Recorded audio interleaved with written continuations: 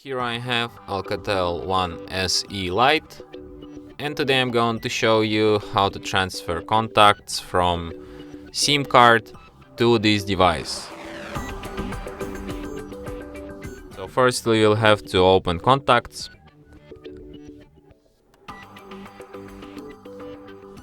tap skip, then go to these three stripes here, go to settings, and then go to import. Select SIM card, OK. Here you can select all of your SIM card contacts which you want to import, then you just tap import and they will appear here on your device. And that's it. Thanks for watching.